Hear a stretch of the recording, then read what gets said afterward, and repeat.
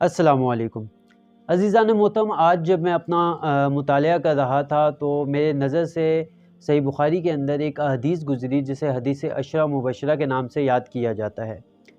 तो मैं चाहता हूँ कि अपने अहले सुन्नत भाइयों से इस हदीस के ज़ेल में कुछ सवालात करना चाहूँगा कि कुछ इश्तबाहात हैं जो मेरे ज़हन में मौजूद हैं। गोया मैं उनसे सवालात करना चाहता हूँ। अज़ीज़ान मोहतरम, सबसे पहले जिन लोगों को ये नहीं पता कि हदीस अशरा मुबशरा कौन सी हदीस है,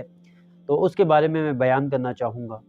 अज़ीज़ान मोहतरम, अहले सुन्नत की किताब मुस्नद अहमद बिन हम्बल में इमाम अहमद ने अपनी किताब में जिल्द अव्वल में सफ़ा नंबर 193 में सनद के साथ अब्दुल रऊफ़ बिन औफ़ से नकल किया है कि पैगम्बर सल्लल्लाहु अलैहि वसल्लम ने फरमाया है कि अबू बकर फ़ी जन्नतिन, उमर फ़ी जन्नतिन या अली फ़ी जन्नतिन। इस तरह से 10 लोगों का नाम लिया है कि जिनको नबी करीम सल्लल्लाहु अलैहि वसल्लम ने अपनी ज़िंदगी में जन्नत की बशारत दे दी थी। इस हदीस का तर्जुमा यह है कि अबू बकर, उमर, अली, उस्मान, तलहा, ज़ुबैर, अब्दुल रहमान बिन औफ़, सईद बिन अबी वक़ास और सईद बिन अबू, ये तमाम लोग जन्नती हैं जिन्हें रसूल खुदा सल्लल्लाहु अलैहि वसल्लम ने अपने दौर में जन्नत की बशारत दे दी थी। अज़ीज़ान मोहतरम, ये हदीस जो है सही तिरमिज़ी में जिल्द नंबर 13 में सफ़ा नंबर 182 में भी मौजूद है। सनन इब्न दाऊद में सफ़ा नंबर 294 वग़ैरह में ये हदीस थोड़े से फ़र्क के साथ सईद बिन ज़ैद से भी नकल हुई है। और अज़ीज़ान मोहतरम, ये हदीस अल-गदीर जिल्द नंबर अव्वल में सफ़ा नंबर 118 में भी ये हदीस नकल हुई है। अज़ीज़ान मोहतरम, अहले सुन्नत हज़रात की इस घड़ी हुई हदीस को बड़ी अहमियत देते हैं और इन 10 आदमियों के नाम अशरा मुबशरा के अनवान से तख्तियों पर कंधा करके मुख्तलिफ़ मुक़द्दस मकामात पर जैसे कि मस्जिद नबवी पर और दीगर मकामात पर इसको नक्श करते हैं और इसको ज़ाहिर करते हैं। और इन लोगों को कहते हैं कि ये वो लोग हैं कि जिनको नबी करीम सल्लल्लाहु अलैहि वसल्लम ने अपनी ज़िंदगी के अंदर बशारत दे दी थी कि तुम 10 लोग जन्नती हो। इतनी मशहूर बात है कि जिसके मुतालिक तकरीबन सभी को इल्म है। और इस सिलसिले में मैंने चाहा कि मैं अपने भाइयों से कुछ सवालात करूं। अज़ीज़ान मोहतरम, मेरा पहला सवाल ये है कि ये किस तरह से जायज़ है कि एक जन्नती दूसरे जन्नती से जंग करे। तलहा और ज़ुबैर आयशा के परचम तले बसरा में आकर हज़रत अली अलैहिस्सलातु वस्सलाम से जंग लड़ें, जबकि ये लोग जन्नती थे। और ये जंग जमल बहुत से लोगों का कत्ल का सबब बनी है। और अज़ीज़ान मोहतरम, कुरान मजीद में सूरह निसा की आयत नंबर 93 में इरशाद होता है, वमन यक़्तुलु मोमिनन मुतअम्मिदन फजज़ाउहु जहन्नम खालिदन फ़ीहा। अज़ीज़ान मोहतरम, इस आयत का तर्जुमा ये है कि जो किसी मोमिन को जानबूझकर कत्ल करता है तो उसकी जज़ा जहन्नुम है, जहाँ वो हमेशा हमेशा के लिए रहेगा। अज़ीज़ान मोहतरम, इस आयत के पेश नज़र जो लोग भी जंग जमल में लोगों के कत्ल का सबब बने हैं उन्हें जहन्नमी होना चाहिए। और अब ये चाहे अली अलैहिस्सलातु वस्सलाम हो, चाहे तला हो या ज़ुबैर हो या इस जैसे और लोग हों। लिहाजा इस जंग के नताइज को देखते हुए यह हदीस सही मालूम नहीं होती, क्योंकि एक जन्नती कभी भी दूसरे जन्नती से जंग नहीं कर सकता, क्योंकि जो भी किसी और से जंग करे और बेसबब जानबूझकर काफ़ी मोमिनीन का कत्ल का सबब बने तो वो जहन्नमी होता है। अब अज़ीज़ान मोहतरम, मुझे उम्मीद है कि इस सवाल के जवाब में जो मेरे अहले सुन्नत भाई हैं वो कहेंगे कि इस जंग में शिरकत करने वाले अफराद जो थे वो मुज्तहिद थे और उन्होंने अपने इज्तिहाद की बिना पर इस काम को अंजाम दिया है, लिहाजा वो गुनहगार नहीं हो सकते। लेकिन अज़ीज़ान मोहतरम, अगर हम किताबों का मुताला करें तो हमें मालूम होता है कि नस के मुकाबले में इज्तिहाद जो है जायज़ नहीं है। पैगम्बर सल्लल्लाहु अलैहि वसल्लम ने इमाम अली से फरमाया है कि या अली हर्बु का हर्बी सल्मु का सल्मी, कि ए अली, तुम्हारे साथ जो जंग है वो मेरे साथ जंग है और तुम्हारे साथ जो सुलह है वो मेरे साथ सुलह है।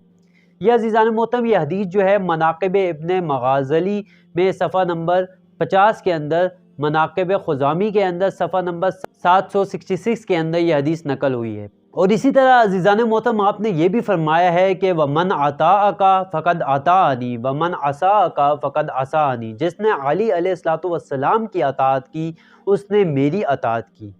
और जिसने अली अलैहिस्सलातु वस्सलाम की नाफरमानी की उसने मेरी नाफरमानी की। अज़ीज़ान मोहतरम, ये हदीस भी कंज़ुल आमाल जिल्द नंबर 6 में सफ़ा नंबर 157 में मौजूद है। अल अमामत व सियासा में सफ़ा नंबर 73 पे मौजूद है। मजमा ज़वाइद में ये हदीस जिल्द नंबर 7 में सफ़ा नंबर 235 वग़ैरह में ये हदीस भी नकल की गई है। اور عزیزان محترم اسی طرح رسول خدا صلی اللہ علیہ وآلہ وسلم نے فرمایا ہے علی مع الحق والحق مع علی یدور معہ حیث ما دار، علی حق کے ساتھ ہے اور حق علی کے ساتھ ہے، اور عزیزان محترم حق ان کے ساتھ ساتھ چلتا ہے وہ جیسے جیسے چلیں۔ یہ حدیث بھی ہے کنز الاعمال میں بھی موجود ہے، جلد نمبر 6 کے صفحہ نمبر 157 میں، الامامۃ والسیاسہ میں صفحہ نمبر 73 میں موجود ہے، مجمع الزوائد میں جلد نمبر 7 میں صفحہ نمبر 235 وغیرہ میں بھی موجود ہے۔ تو عزیزان محترم سوال یہ پیدا ہوتا ہے کہ اس بنا پر نتیجہ یہ نکلتا ہے کہ اسماء مذکورہ جو میں نے آپ کے سامنے ذکر کی ہیں ایک طرف ہیں اور علی علیہ السلام کی ذات دوسری طرف ہے، اور حدیث عشرہ مبشرہ جو ہے محض صرف اور صرف جھوٹ ہے، جو کیونکہ باطل کے جو طرفدار ہیں ان کو جنت نصیب نہیں ہو سکتی۔ عزیزان محترم دوسری بات یہ ہے کہ عبد الرحمن بن عوف خود اس حدیث کا راوی ہے، جو خود ان 10 جنتی افراد میں شامل ہے، اور یہ وہی عبد الرحمن بن عوف ہے جس نے عمر کی وفات کے بعد شورى تشکیل ہونے کے دن علی علیہ السلام پر تلوار تان لی تھی اور ان سے کہا تھا کہ بیعت کرو ورنہ میں تمہیں قتل کر دوں گا۔ عزیزان محترم یہی وہ عبد الرحمن ہے کہ جس نے عثمان کی مخالفت کی ہے اور عثمان نے اسے منافق کہہ کر یاد کیا ہے۔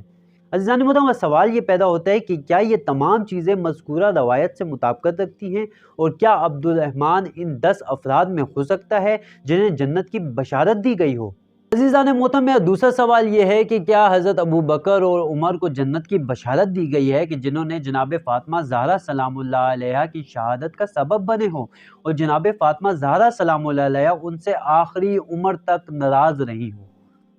عزیزان محترم میرا تیسرا سوال یہ ہے کہ کیا عمر نے حضرت علی علیہ السلام کو ابو بکر کی بیعت کے لیے رسی باندھ کر کھینچتے ہوئے یہ نہیں کہا تھا کہ بیعت کرو نہیں تو میں تمہیں قتل کر دوں گا؟ کیا طلحہ و زبیر عثمان کے قتل پر مصر نہ تھے؟ کیا یہ دونوں اس امام کی اطاعت سے خارج نہیں ہو گئے تھے جس کی اطاعت واجب قرار دی گئی تھی؟ کیا عزیزان محترم ان دونوں نے جنگ جمل میں حضرت علی علیہ السلام کے مقابلے میں تلوار نہیں چلائی؟ عزیزان محترم اس کے علاوہ ان 10 لوگوں میں صرف سعد بن ابی وقاص جو ہیں نے اس حدیث کی تصدیق کی ہے، اور جب اس سے پوچھا جاتا ہے کہ عثمان کو کس نے قتل کیا تو وہ جواب میں یہ کہتا ہے کہ عثمان اس تلوار سے قتل کیے گئے ہیں جسے عائشہ نے غلاف سے باہر نکالا، طلحہ نے اسے تیز کیا اور حضرت علی علیہ السلام نے زہر سے بجھایا ہے۔ عزیزان محترم میرا چوتھا سوال یہ ہے کہ کیا آپس میں ان تمام مخالفت و منافقت کے باوجود یہ کہا جا سکتا ہے کہ وہ سب لوگ جنتی ہیں؟ ہرگز نہیں، ہرگز نہیں، ہرگز نہیں ایسا کہا جا سکتا۔ تو پتہ چلتا ہے کہ یہ حدیث خود ایک جھوٹی اور من گھڑت حدیث ہے۔ عزیزان محترم یہ حدیث سند کے لحاظ سے بھی مخدوش اور مردود ہے، کیونکہ اس کی سند عبد الرحمن بن عوف سے کسی ایک پر تمام ہوئی ہے اور سعد بن ابی وقاص میں سے ہے، اور عزیزان محترم روایات میں عبد الرحمن بن عوف کی سند کا سلسلہ بھی متصل نہیں ہے، لہٰذا یہ اپنے سے گر جاتی ہے۔ کیونکہ عزیزان محترم یہ متصل بھی نہیں ہے لہٰذا یہ اپنے اعتبار سے گر جاتی ہے، اور سعد بن ابی وقاص کے بارے میں یہ روایت معاویہ کے دور خلافت میں کوفہ میں نقل کی گئی ہے، اور معاویہ کے دور سے پہلے کبھی کسی نے اس حدیث کی سند کے بارے میں بیان نہیں کیا ہے، جس کی بنا پر صاف معلوم ہوتا ہے کہ یہ حدیث جو ہے من گھڑت ہے اور خود سے معاویہ کے دور میں بنائی گئی ہے۔ اور عزیزان محترم جب ہم تاریخ کا مطالعہ کرتے ہیں تو ہمیں یہ بات واضح ہو جاتی ہے کہ یہ حدیث پڑھنے سے اور تاریخ کا مطالعہ کرنے سے جب ان میں آپس میں ربط نہیں ہوتا تو ہمیں اس چیز کا معلوم ہو جاتا ہے کہ یہ معاویہ کا کارنامہ ہے۔ شرح درغدیر جلد نمبر 10 میں صفحہ نمبر 122 اور صفحہ نمبر 128 کے اندر اس حدیث کے ذیل میں کافی تفصیلی اور توضیحاتی بیان دیا گیا ہے۔ تو عزیزان محترم میرے یہ چند سوالات ہیں جو میں اپنے اہل سنت بھائیوں سے کرنا چاہتا ہوں، اور امید ہے کہ وہ مجھے اس کا جواب دیں گے کہ اس حدیث کی سند صحیح ہونے پر، اور یہ عبد الرحمن بن عوف کے بارے میں جو حضرت عثمان نے فرمایا ہے، اور باقی مولا علی علیہ السلام اور طلحہ و زبیر و عائشہ کی جو آپس میں جنگ جمل ہوئی ہے، تو ایسا کیسے ممکن ہے کہ جو افراد کو رسول خدا صلی اللہ علیہ وآلہ وسلم اپنی زندگی میں بشارت دیں کہ یہ 10 افراد جنتی ہیں، اور بعد میں اگر دیکھا جائے تو انہی 10 افراد کا آپس میں اختلافات ظاہر ہوتے ہیں، آپس میں اختلافات آتے ہیں، اور ایک دوسرے کو جہنمی کہنے کا دعویٰ کرتے ہیں اور ایک دوسرے سے جنگ کرتے ہیں، جبکہ خداوند تعالیٰ نے فرمایا ہے کہ اگر کسی ایک شخص نے کسی دوسرے مومن کا قتل کیا اور جان بوجھ کر بنا کسی وجہ کے قتل کیا تو گویا ان کا جو ٹھکانہ ہے وہ ہمیشہ کے لیے جہنم ہے۔ تو یہ آیت سیدھا سیدھا قرآن سے ٹکراؤ کھا رہی ہے اور قرآن سے ٹکرا رہی ہے، اور ہمیں اہل بیت علیہ الصلوۃ والسلام کی روایات سے، اہل بیت علیہ الصلوۃ والسلام کے اقوال سے یہی ملتا ہے کہ جو روایت بھی قرآن مجید سے ٹکرائے اس کو دیوار پر پھینک کے مار دیں۔ تو میرا اپنے اہل سنت بھائیوں سے بھی یہی مشورہ ہے کہ اگر آپ ان سوالات کا